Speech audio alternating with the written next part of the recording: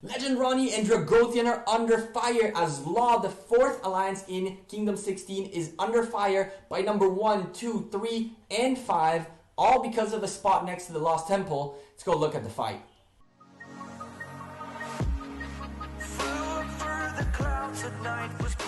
Hey there YouTube, welcome back to the Gekko. I apologize for the bad camera, bad sound. I did not plan on recording while I was at my parents' place, but a couple of wars broke out while this happened. This is a halfway way to record. Once I get to the States, I'll have all my gear there and everything will be better. We're watching Legend Ronnie right there fighting for his alliance's life, as apparently there was a conversation. I'm going to leave a video in the description down below, okay, by Chris D. He is one of the leaders of TGS, the leading alliance in this kingdom. And he explains there exactly what happened, showing all the screenshots of all the conversations and all the good stuff of how we got to this point. It's all about a place in the Lost Temple. This is a four-way approach to get rid of Law. Now, the way they did this is by having 3 or 4 different points of contact fighting from all places, and that way they pretty much divided and conquered like you should be doing in this game. Now, one cool thing that I briefly went over a little bit ago, which I'll explain, is, well, let's look at the players first. You have TGS, AUS, 3PN, and you have FPC, all 4 of them against Law. Now, Law does have the stronger players. They're number 1 and number 2 in the kingdom, and number 4, which is Ronnie, are in Law. Top 4 out of the top 6 are in Law. But again, when it comes to this game, the more alliances, the more marches you have available on the field that are coordinated, the harder it is for the bigger players to do something about it. So at this stage, the idea is simple. We're looking at one spot down there, which is where 3PN are fighting. The point is to get rid of all of these green, yellowish flags that belong to Law in Zone 3. You guys might notice that FPC placed a central fortress next to the level 3 pass, which we're going to go look at in a bit. I want to point out those Lohars right there. If you guys notice the Lohars, if you didn't, stop the video, rewind a little, see the Lohars. What they did at 3PN, which was really cool, they placed Lohars across the map, and as they marched towards the flags, the idea with those Lohars is to make it harder for you to click on the marches towards the flag, so it's harder to cut them off. It's a pretty cool idea. I've never heard about that before, but it's really, really useful. Level 3 pass right here belonging to Law, and you can see FPC are already building a central fortress to attack from this side, and we have TGS on top of what they're doing to get rid of flags, doing massive, massive city zeroing damage. You guys are seeing a few reports on the screen of just losses after losses after losses for Law.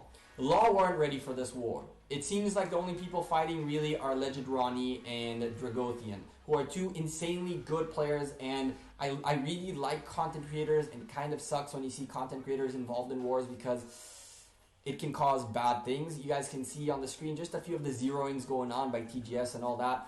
Pretty much what ended up happening here is simple. The 4 alliances that are currently against Law are alliances that run the Lost Temple. They actually tried to rally Ronnie, which is really funny because Ronnie just destroyed that rally. I don't know if it was a full rally or whatnot, but I don't know what were they thinking about rallying Ronnie, right? I don't think anyone else attacked Ronnie directly after that unless it was by mistake. But the thing that is very important to understand is that him and Dragothian, as good of a players as they are, cannot stop the amount of marches you guys are about to see on the map. The idea was simple.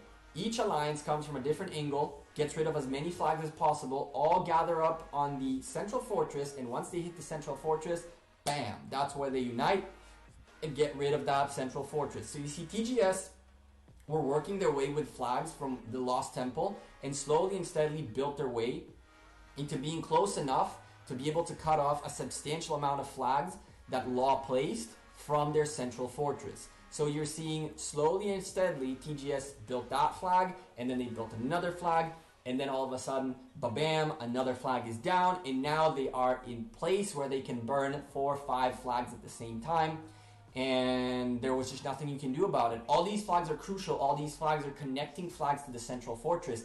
So it was so tough. It's so tough to be able to manage a war when you're getting attacked everywhere. Rallies, as you can see on the map, were launched every minute. It was unbelievable. It was unbelievable. Rallies were being launched every minute. It was just one of those things where what can you do, right? So you see AU at 3PN and AUS and all of them attacked from two different spots at the bottom, going all the way up through the flags. FCP went from the side and are about to get that central fortress underway, and from there they'll have access to the flags on that side. Just madness, complete and utter madness. It's unreal what was going on in this war, and it's just one of those things where zeroing players left and right, on top of that trying to get flags going, and on top of that trying to get, it's just too much. A lot of Law did manage to shield, which was great. A lot of Law managed to shield themselves, but a big part lost a lot of dead troops. Honestly, could this have been avoided? Probably. It seems like there's a little bit of a game in the background in between egos of people or something like that. I don't know. I'm not judging. I don't want to be part of the drama or the conversation. But I'm here to show you his crazy reports, awesome strategies, and how potentially 4 alliances can root out an alliance that is filled with insanely strong players. So you guys are seeing a little bit of more reports that were going on. And slow and steady, we're going back from that little fort that is being constructed into the other major areas in the map where they're fighting. Now, keeping up with Legend Ronnie and Dragothian was crucial, as they were the only players who were really involved. So the whole strategy shifted as to where these guys are. That's where we'll need to put the more forces so that they can't just hit us. We know that Ronnie got his YSG set up, and he was using it really well on the battlefield. It just, you can't do anything about it. And it kind of sucks because I saw a lot of good people in Law. There's Cuba J, there's Dragothian, as I mentioned, and a bunch of other good people in Law that just got caught up in a fight, which was not really supposed to be there. Showing you guys a little bit of the bigger players fighting in this fight. A lot of big players, guys. A lot of tier 5 players. I don't really know whether you would consider a 47, 50 million power a big player, but them being tier 5s makes them very strong players to be very effective in a war. Now, for some weird reason, it's just one of those things where you see Ronnie going all over the place, right? But nobody helped him. I didn't see any flags being reinforced. I didn't see the pass being reinforced. I didn't see anything being reinforced. All I saw was field battle, field combat, almost like Ronnie and Dragothian's main plan was just let's get as many kills as possible until it's over, and once it's over, right? So, I don't know. They had a full alliance, they're the top 4 alliance in the kingdom. I would have thought that, you know, they would have actually been able to hold their flags and their territory. Slow and steady, you will see how TGS, how 3PN, how AUS cut down more flags as they came. And I keep showing you Ronnie's thing because it's funny to see how many kills he's getting, because he's getting a substantial amount of kills. This is actually killing event of Mightiest Governor, and he has like 130 million points. It's that crazy. It didn't stop though. It didn't stop TGS. It didn't stop anyone. The rallies were going to every unshielded city. It was just so stupid that, in the sense that, I mean, what can you say? Stupid in the sense that these guys just, oh, come on, why? Not stupid because they were stupid or because Law are stupid or any of that. It's just crazy. It baffled me to watch this, record this, and see just rally, people getting zeroed, more flags, more this, more that. And the communication had to be crucial. The communication had to be on point. Unfortunately for Law, it seems that they are going to probably not make it through the night, I think. You guys are going to see a little bit more action happening as we are slowly and steadily looking at how TGS cut out one of the connecting flags to the central fortress from Law. You can see Legend Ronnie leaving this area as he knows there is no longer anything he can do there, as a ton of those flags go gray. And just like that, it was just one of those, just wow. Honestly, if you ask me what could have been done to prevent this, it's either when you are not in a position where you have enough allies and enough force to win a war, to attempt to brute force your way into something that you are not necessarily able to back up is really hard. I think that Law wanted to get part of the Lost Temple rotation, and the other guys just weren't having it. And quite honestly, there's absolutely nothing you can do when there is 4 other 1 billion plus alliances ready to slaughter you in case you step up. Now, Big Rick could have been a huge help. He wasn't around. And I'm sure that if Law had enough members online that instead of getting zeroed would have actually played, this war would have been a lot closer. But still, when it comes to marches to this game, marches is key. And when you have so many tier 4 marches, so many rallies available, you guys are seeing the central fortress was built, the flags next to it were being burned, Ronnie came in to try to save the day a little bit, Dragothian right there trying to save the day a little bit, but it's just impossible. It's just impossible. The only place they could really have a chance of holding perhaps would be at the central fortress, where all the attacks would have combined into the one area. It was so tough. It was such a tough fight for them. I don't really know what to say beyond that. You can see slowly and steadily these guys are chipping into the flags, building their own flags, burning everything around them, and it just went on and on and on and on.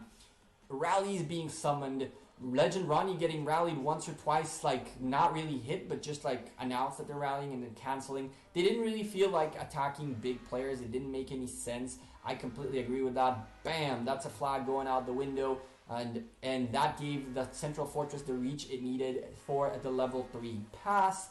Unfortunately, I kind of messed up while recording, and I didn't catch the moment the level 3 pass. As you guys can see, there was an Android update, which is so stupid because all those borders you're seeing all over the place of my phone while I was recording, that was never there before, but now the recording is doing that, so I apologize for that. As you guys are going to see in a second, a lot of marches headed towards that level 3 pass, and I missed the attack. I apologize for that, but I can tell you, nothing happened. These guys instantly took the pass. Law didn't even care to hold it, and at this stage, Law is out of flags. So many flags are grayed out.